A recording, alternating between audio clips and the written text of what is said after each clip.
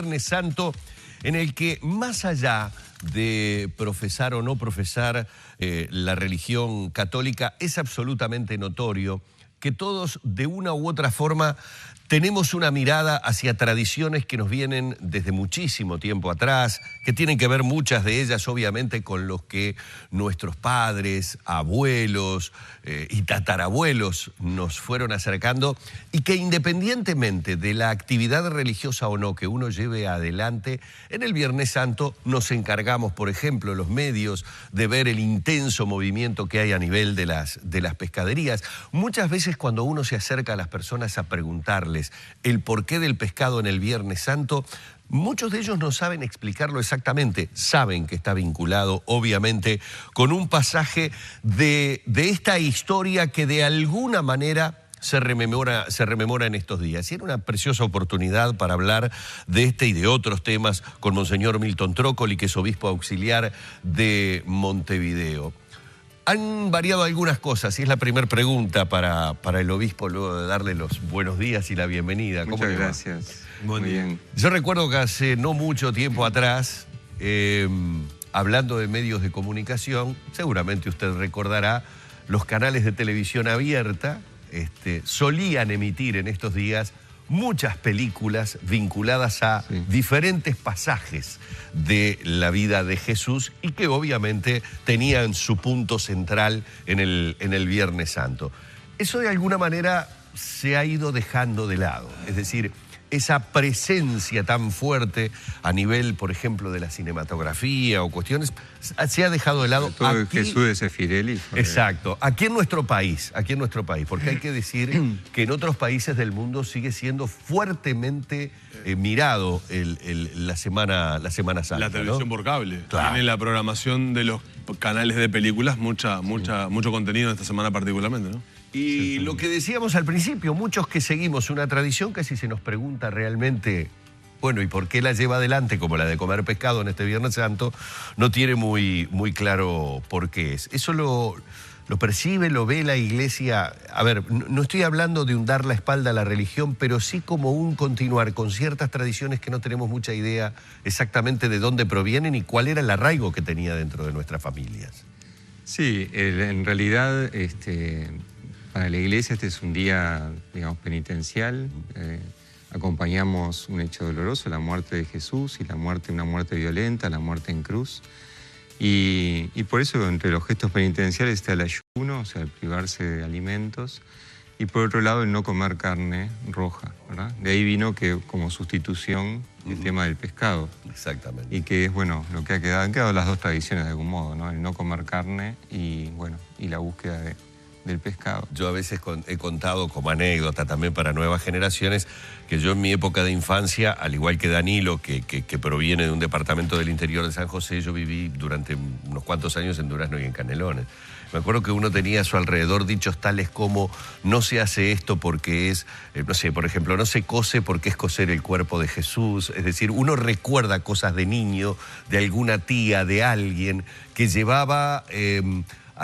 con mucho dolor, con mucho recogimiento y con mucha reflexión, un día que se consideraba particularmente triste, aunque con un viso de esperanza, porque en definitiva sabíamos el final de la historia, pero tenía esa cosa, ¿no? De hecho, hay creyentes, y lo confirmará el obispo, el señor obispo, hay creyentes que extienden a toda la semana el ritual de, por ejemplo, de la no ingesta de carne. Sí, o de comer menos alimentos, por ejemplo, privarse de algo que le gusta, y otros que dejan, por ejemplo, no sé, alguna bebida gaseosa que les gusta, o el cigarrillo, o el café, o bueno, es como un gesto de poder ofrecer algo junto con Jesús que se ofrece en la cruz. Sacrificar algo, pero yo le decía, tiene a su vez este Viernes Santo, más allá de que sabemos el final de la historia, una luz de esperanza, ¿no? Hay como una vigilia, de alguna manera, hacia la espera de lo que después termina siendo en el domingo un día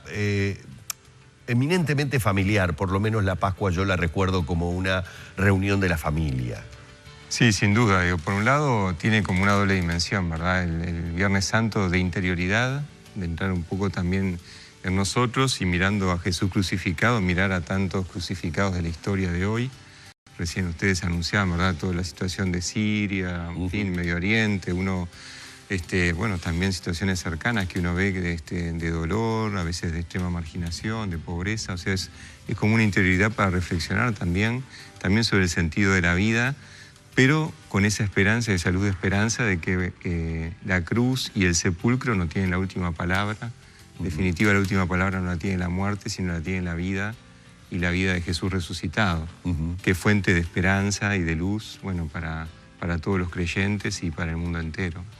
Hoy, como día especial para la Iglesia, independientemente de recordar básicamente lo que es la peripecia de Jesucristo, hay también una evaluación en esta movilización que tienen los católicos, en la movilización que tienen aquellos que siguen realmente la fe, de qué manera, es decir, cuantificar de qué manera la Iglesia sigue incidiendo en diferentes áreas, por no decir prácticamente todas, de la vida de la sociedad. Es decir, es también un momento de verse como institución, de qué manera está posicionada hoy la Iglesia. Esto lo digo porque he visto en el último tiempo una visibilidad mayor de la Iglesia en diferentes temas, polémicos o no, llamémosle las balconeras en su momento de la Navidad, llamémosle el tema de la imagen de la Virgen en la Rambla, pero una visibilidad aparentemente mayor. No sé si buscada o no, le pregunto si de alguna manera la Iglesia ha salido como a plantarse un poco más firme en la sociedad o a mostrarse más, o es algo que se ha dado casualmente. No, creo que bueno, ahí el Papa Francisco es el que nos ha dado esa movida, ese espaldarazo. Él habla mucho de una iglesia en salida, que prefiere una iglesia bueno, accidentada por salir y no enferma por encerrarse. Y en ese sentido creo que bueno, a todos nos ha movido mucho también a ser presentes, sobre todo pensando bueno, en el mensaje de esperanza, de sentido de la vida que tiene también la Iglesia, de poder llevarlo, comunicarlo, de un modo sereno y a la vez también con mucha, en fin, confianza para que muchos más también lo conozcan, ¿verdad? Eso, en ese sentido lo que decía el Papa Francisco, ¿verdad? No sea una iglesia encerrada. Quizás en algún momento nos quedamos un poquito más como atrincherados, ¿verdad? Como encerrados, podemos decir, en la sacristía o más hacia adentro de nuestras comunidades. Y bueno, es una búsqueda, como lo dice el mismo Evangelio, de ser sal, de ser fermento en la masa, de ser luz, o sea, de aparecer también en la sociedad de hoy con el aporte específico que la Iglesia puede dar, ¿verdad? Y que ha dado, bueno, desde hace muchos siglos también aquí en nuestra patria. Trócoli, esa visibilidad que le preguntaba Humberto con dos ejemplos puntuales, ¿ha llevado también a que la propia Iglesia haya sido blanco de ataques o de críticas más fuertes que eventualmente algunos años atrás? Se lo pregunto porque Humberto planteó dos temas y puso dos ejemplos sobre los cuales se generó polémica y de hecho tuvo comentarios de actores importantes críticos hacia la Iglesia. El de las balconeras en su momento, nosotros acá dijimos que, por lo menos la opinión personal, que fue una buena idea de la Iglesia para visibilizar la Navidad, y el tema de la imagen de la Virgen María. Esta aparición, esta visibilidad que cobran o que han tomado a partir de acciones puntuales y concretas, ¿les ha generado justamente mayor crítica? Y cuando uno más sale o más se expone, también recibe más, ¿verdad? O sea, tanto positivo como también negativo. Digo, creo que pasa en todos los ámbitos sociales, ¿no? También en agrupaciones sociales, políticas, ¿verdad? Quien más sale a la cancha también recibe a veces, bueno, felicitaciones y también a veces algunos palos, ¿no? ¿No han sido críticas destempladas? Me parece que algunos comentarios han estado... Algunas han sido, sí creo, exageradas o quizás basadas en prejuicios, ¿verdad? En prejuicios de cosas que creo que no son así, como que la Iglesia quiere imponerse o conquistar espacios o espacios de poder que no es nuestra búsqueda ni es el sentido tampoco de la Iglesia, ¿verdad? Hay una percepción, esto es totalmente subjetivo y mucha gente puede discrepar con razón con lo que voy a decir, pero hay una percepción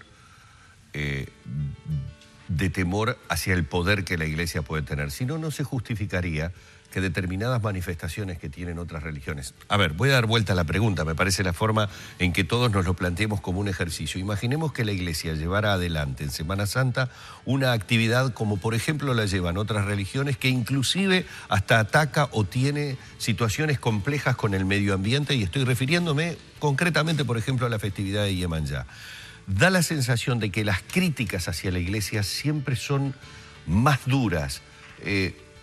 Mi percepción es que hay como un temor al poder que la Iglesia puede llegar a tener, pero igualmente si uno lo mira y lo toma con el ojo del equilibrio, ve que son un poco desequilibradas a la hora de que lo único que hizo la gente fue poner una balconera, o lo único que se manifestó por parte del cardenal Sturla fue la iniciativa de decir tener una imagen de la Virgen en la Rambla. No sé si comparte esa visión de que hubo, como dice Danilo, hasta cierta cosa destemplada en el debate.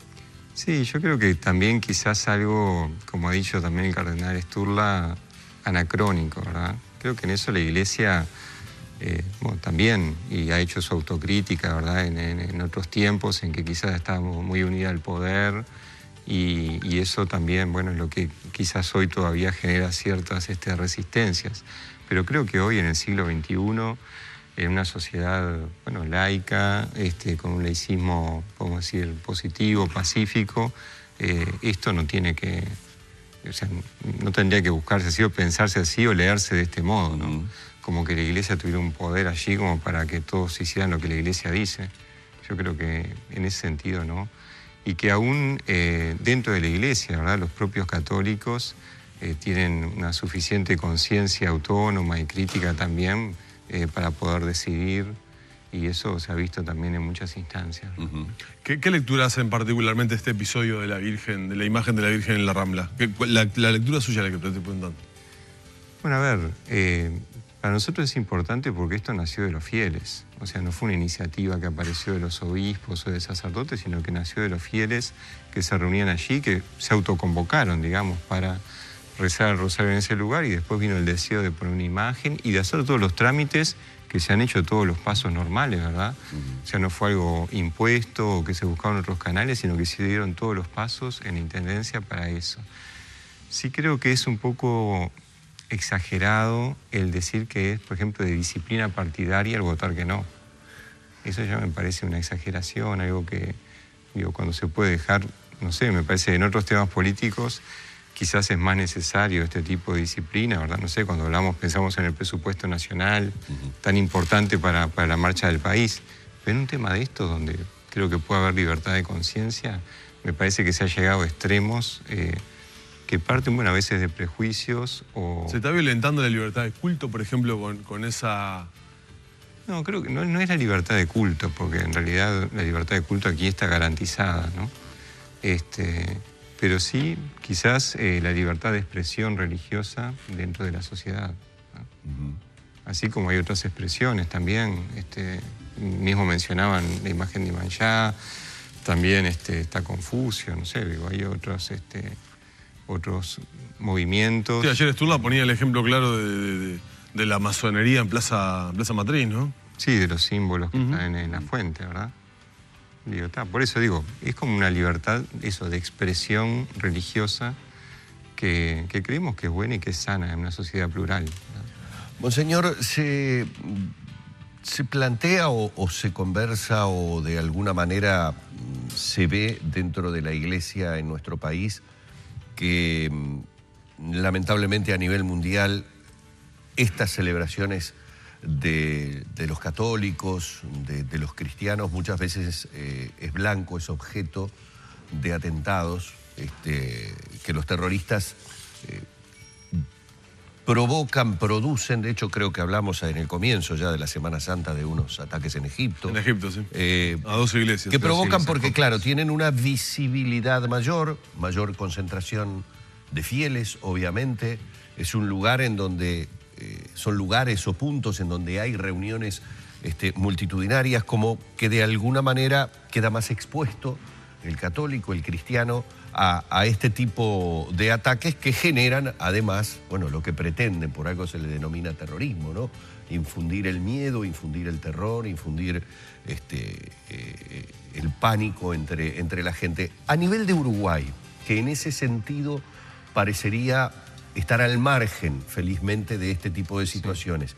Y puse el condicional del parecería porque hay muchas personas que entienden, por ejemplo, que el ataque que tuvo un comerciante empresario judío en Paysandú pertenece o podría pertenecer un poco a estos reclutamientos de estas suertes de lobos esteparios que tiene ISIS. Por eso dejé el condicional. Pero parecería que Uruguay está alejado de esto. De todas maneras, a nivel de la Iglesia, es algo que se converse, es algo que se mire, que se debata, que se esté con cierto cuidado a nivel interno de ver de qué manera también en nuestra sociedad estas cosas pueden o no germinar. Sí, aquí en Uruguay, como tú decías, gracias a Dios, creo que salvo algún caso aislado, no estamos, digamos, con esa amenaza tan fuerte o tan pendiente. La amenaza del terrorismo después también sabemos que es, digo, nadie está exento, ¿verdad? Como pasó en Francia, un camión y no era un acto religioso, claro, ¿verdad? A nivel de iglesia sí nos preocupa que ha habido muchos atentados, sobre todo en Medio Oriente, en algunos países de África, específicamente contra iglesias cristianas, católicas y también otras denominaciones cristianas. Sí. Y no sé, yo hace algunos años hablando con un obispo de Irak, que era el obispo de Mosul, él decía que a veces la visión que hay, ¿verdad? Desde el Oriente y sobre todo desde el Oriente islámico, del Occidente no distinguen, ¿verdad?, entre cristianos, si son católicos, si son protestantes, evangélicos, sino que ven cristianismo como uno solo, claro, y el Papa como el jefe de todos, ¿no? Y entonces es contra el que venga, ¿no? No es solamente contra la Iglesia Católica, sino es contra el cristianismo en general, ¿verdad? Hay muchísimos temas para conversar, el tema es bastante acotado. De hecho, hace poco tiempo, pocos días, se conoció justamente el tema de, digamos, una situación de un sacerdote, digamos, por abuso, que de hecho se tomó rápidamente acción sobre ello. La Iglesia, en su momento, lanzó como una campaña de denuncia para que se pusieran de manifiesto y en conocimiento de estas situaciones. ¿Han recibido denuncias? ¿Las han procesado? ¿Cómo han trabajado ese tema? Mira, del número que se había puesto, ahora ya hace bastante tiempo, casi desde el año pasado, que no se reciben denuncias, ¿verdad? Llegó esta hora, que no fue a través del teléfono, sino que fue una denuncia que llegó incluso primero a la justicia, después se puso en conocimiento al arzobispo, que enseguida comenzó a actuar, ¿verdad? Bueno, en contacto con los padres del chico, en fin. Todos los medios que había que hacer, ¿verdad? Sí, la suspensión del sacerdote. Es este caso que ha llegado después de varios meses en que no hemos recibido nada, ¿no? El hecho sí, también, bueno, estamos esperando también lo que dictamine la justicia, ¿no? Que en este momento está en la parte de investigación, tengo entendido, viendo testigos sobre el hecho que cada parte ha presentado, ¿verdad? ¿Cómo han tomado las críticas que ha hecho el consejero de primaria, Galliani, sobre la actividad del Centro Educativo de Los Pinos, donde obviamente, digamos, la Iglesia tiene su participación allí? Sí, yo creo que es parte de lo que decíamos recién, ¿verdad? Quizás de ciertos prejuicios que hay frente a lo católico, que se lo ve como queriendo imponerse, cuando en realidad allí se está haciendo una obra social muy importante, muy linda, un trabajo no solo con los chicos, también con los padres, en un contexto crítico, en un contexto carenciado, y que creo que ha sido una apuesta grande de la Iglesia con varias instancias, también el Liceo Jubilar, empezando el Liceo Francisco, otras instancias que se han ido replicando, el Liceo Providencia en el Cerro, cerca de Cerro Norte. En fin, son búsquedas que para mí, más que criticarlas, habría que buscar cómo aunar esfuerzos en ese sentido y en esa dirección para que se pueda llegar a una educación de calidad en contextos donde de otra manera no podrían acceder, ¿verdad? porque digo, una educación de calidad para quien tiene los medios para obtenerla, eso ya está. El tema es que llegue una educación de calidad a quien no tiene los medios, y que creo que es una forma de revertir también tantas situaciones de marginalidad e incluso hasta de violencia que vamos viviendo o percibiendo en nuestra sociedad de hoy. Monseñor, lo tenemos que despedir. Muchísimas gracias. Ha sido más que amable en estar estos minutos con nosotros, tocando varios temas que tienen que ver con muchas de las cosas que, como le decía al principio de la nota, ¿no? Los uruguayos llevamos muy arraigadas, muchas de las veces, como decía, sin saber exactamente de qué manera han llegado a nosotros, pero que está bueno acercarse para conocer, como vamos a conocer ahora en un ratito con Inés, desde la recorrida por las 7 iglesias. La recorrida que se va a hacer las por las 9 7 ahora. iglesias. Ha sido muy amable, como siempre, con nosotros, ¿eh? ¿Va a estar en el Via Crucis hoy de acá, del que sale del templo inglés, o en el del Cerro? En el del Cerro. En el del Cerro. En el del Cerro, sí. Se reparten con Sturla ahí. Repartimos, sí, de ahí va Sturla y vamos los dos igual al Cerro. Sturla va a estar en el Cerro también. Sí. Hay 25, estaba leyendo ¿Sí? 25 Via Crucis en Montevideo. Sí. Impresionante. Sí, porque muchas parroquias se juntan y organizan lo suyo por los Exacto. barrios. Muchísimas gracias, ¿eh? A ustedes. Bueno, vamos cerrando por aquí este encuentro junto al Monseñor Milton Trócoli, aquí en la mañana de Arriba Gente.